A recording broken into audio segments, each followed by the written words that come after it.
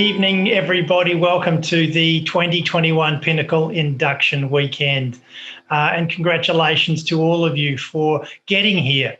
It's monumentally exciting to have you all here today and for the next couple of days. And normally we'd be in a big room in Sydney welcoming you all to the Pinnacle family, but as we all know, there is nothing normal about these times. So here we are conducting our first virtual induction weekend. I love it when I hear the term a new normal, because there is nothing normal about me, and I suspect there's nothing normal about any of you folks as well. This whole notion of adapting to a new normal is just par for the course for most of us. So I think we're all going to thrive in these times. So bring it on, I say. Any normal is good for me because I'm just not used to any normal. And look, just by way of introduction, my name is Sean Linkson, and I'm one of the 4 founders of the Pinnacle Foundation, along with Susan Brooks, Paul Clark, and my hubby, Philip Comans. And it was over 12 years ago when we all got together to work out a way of helping the next generation of young LGBTIQ plus people who were struggling to make their way in the world because of discrimination and the stigma resulting from their sexual gender identity. And so from that, the Pinnacle Foundation was born. But before I go any further about that, I would like to acknowledge that I am Zooming to you from the Illawarra region south of Sydney. This beautiful part of the world where the land meets the sea belongs to the Wadi people, who are part of the Dharawal Nation. I would like to acknowledge the traditional custodians of the land that I am on, and also include the traditional custodians of where you might be sitting today, and pay my respects to their elders past, present and emerging. And one of the things I want to do today is provide a bit of history to the Pinnacle Foundation for you, how we came about, why we came to be, and why it's so important to have an organisation like Pinnacle. But before I do that, can I just go back to congratulating you all? This year is our biggest ever. I think we've granted about 52 scholarships of new and returning students this year, which is just extraordinary. And I know you all come from, every corner of Australia. You come from all sorts of backgrounds, and you're studying so many disciplines, and every colour of the gender and sexuality rainbow is represented here today. And I can't tell you what a privilege it is to be among you all. So please make the most of these coming days. There's a lot that will happen. There's a lot to learn. There's a lot to do. But more importantly, you will be becoming part of the Pinnacle family, and you'll hear that term a lot throughout the next couple of days. And I have to say, one of the greatest joys of my life is being part of that Pinnacle family, and you'll get to understand why it's so important, why it's so valuable, and why it's so life-affirming to become a Pinnacle scholar. And look, you've got here because of who you are, extraordinary human beings doing extraordinary things in your own way, in your own world. You represent the very best of our community and our culture, and we hope that what you get from today will help you thrive and make the most of those great skills and aspirations that you all have. So welcome. It's great to have you here, and it's my pleasure to be here as well. It's just a pity I can't actually see you all, hug you all that sort of stuff, which is what we might normally do. Now, a little bit about the Pinnacle Foundation and where we came from. It all started way back in 2005, October 2005, in an article in a Time magazine, which I'm not sure how this will come up with the background, but that magazine there. And that was a landmark article that the headline was "The Battle Over Gay Teens," and the byline was "They are coming out earlier to a more accepting society." So how did they end up on the front line of America's culture war? So bear in mind that this was way back in late 2010, and it was an amazing article about what is happening to youth, LGBTIQ plus youth in the USA way back then.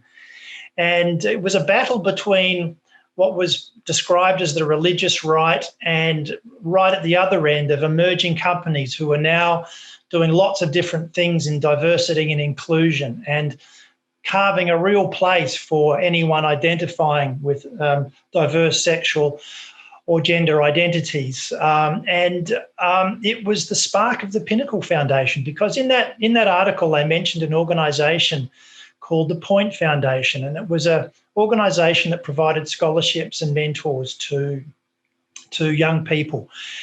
And when I read that and showed that to Philip, my now husband, boyfriend then, we thought, wow, what an amazing thing. And I always want to acknowledge the two founders of the Point Foundation for giving us the inspiration, because we looked at that and said, wow, what if something like that existed in Australia? Does it exist in Australia? We had no idea. We saw this magazine overseas. So as soon as we got back to Australia, we pulled together a little task force, a group of people that included our founders. And I want a special mention to Susan Brooks, who is still to this day a very important volunteer to the Pinnacle Foundation. We all got together and asked the question, do we need an organisation like this in Australia? Is there a need?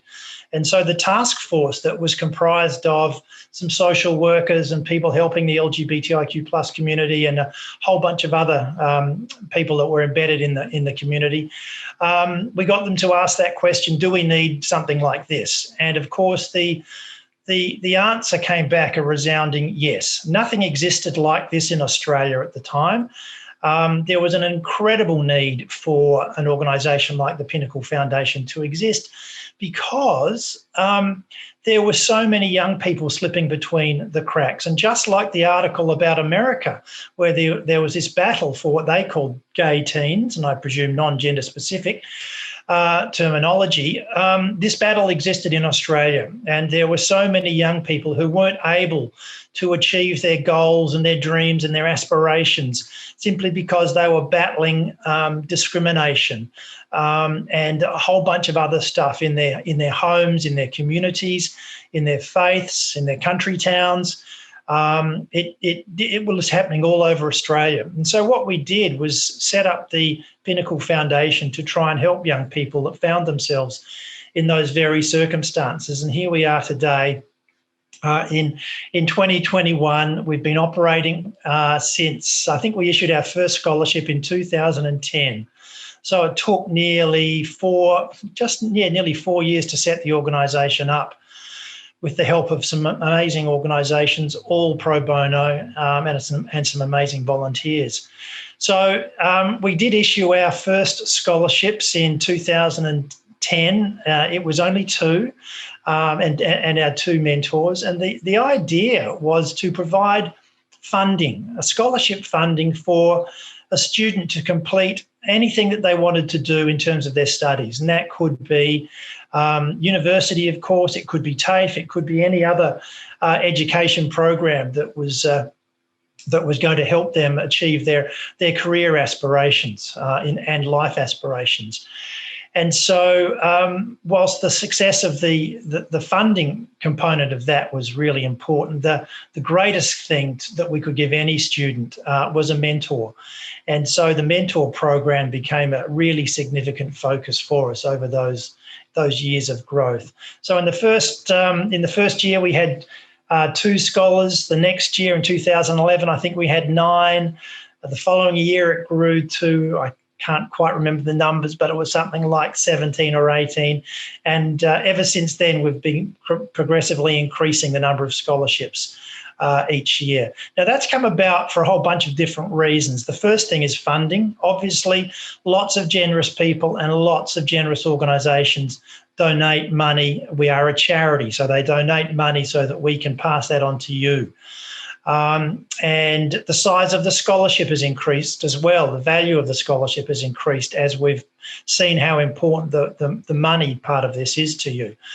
And also too, as we've become more well-funded, more generous donors, more corporations getting involved in support, we've been able to increase the value of scholarships to a point now where they're pretty substantial.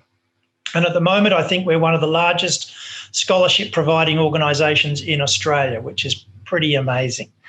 So we started slow and small and have gradually grown to become what we are now is the largest LGBTI charity in Australia, the largest national charity of its type in the country. And we've had some amazing successes. The people that have gone through our program have gone on to do extraordinary things, big things, small things, but all significant in their own lives. We've had 2 Rhodes Scholars emerge from the Pinnacle program. We've had people settle into jobs that they've never dreamed that they would ever get. And so the benefits of the foundation are continually growing and evolving, but they are really, really significant. What you can expect as a Pinnacle Scholar, I think, is the support of so many people who are right behind you, have got your back all the time, and not just your mentor, but also your fellow students, the alumni, the people that have gone through the program, all of the corporate supporters, all of our generous donors who have each taken a really keen interest in how you grow and develop in this program. So there's lots of support, and that's the Pinnacle family. So we are now at a point where we've got, I think, some extraordinary leadership in the organisation. And let me just say that right up until 2008, the organisation was totally run by volunteers. And then we had enough money in the bank, thankfully, to be able to provide a small salary to our first CEO. And I'd like to acknowledge Janine Middleton, who came on board as our first paid, in inverted commas, CEO. But as Janine always used to say, she got paid for 3 days, but volunteered for 5. So it was the first big step for a little charity that had become a bigger charity. And since then, our new CEO, after Janine retired, Andrew State, I'd like to acknowledge and thank him for all the excellent work that he does for the organisation.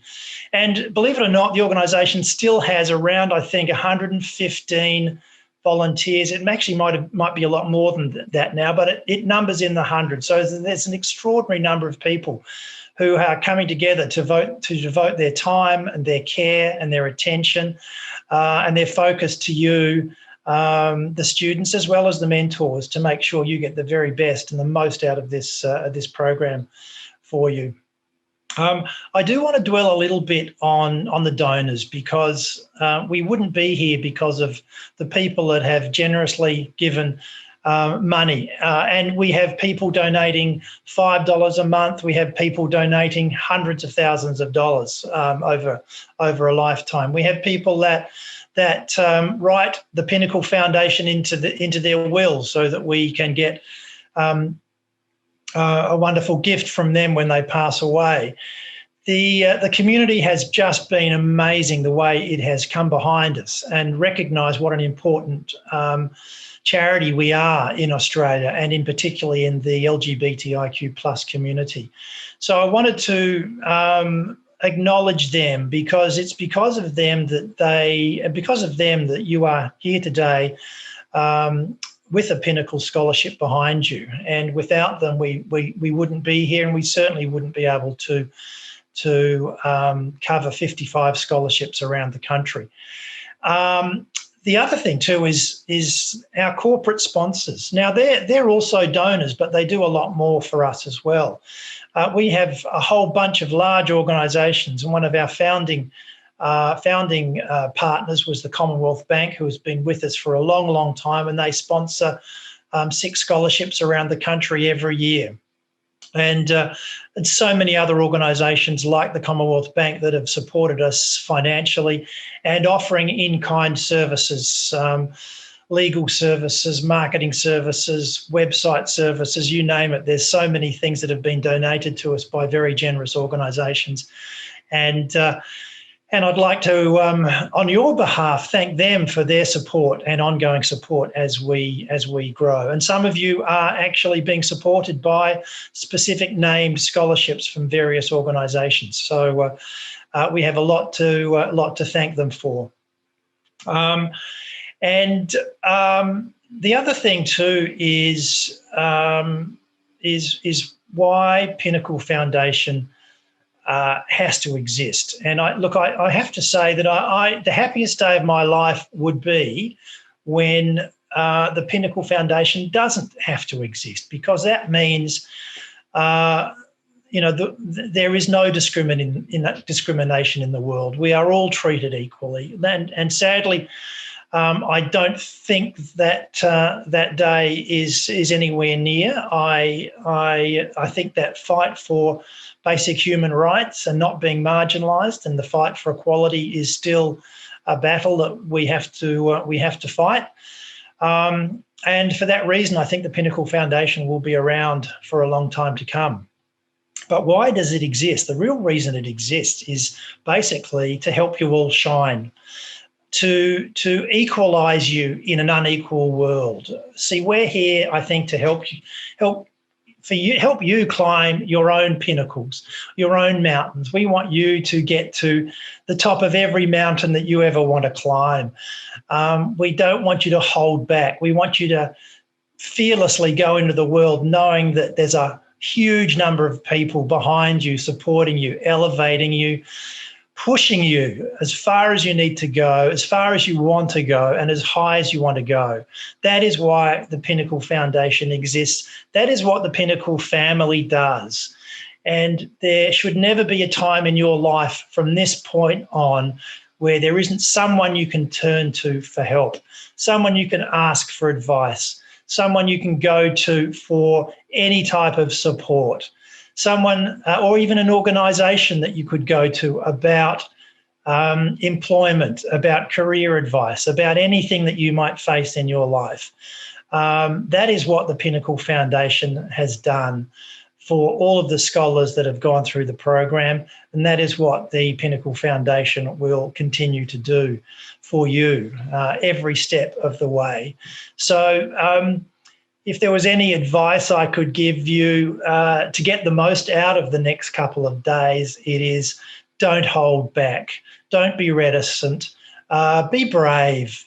Sometimes I know I was a very shy person. I still am. And I was the kid at school that never put my hand up, always sat at the back, wanted to hide in the corner because I knew I was different. And had I known what I know now, and knowing the group of people that have supported me through my life, I think I would have taken advantage of a whole lot more opportunities had they been presented.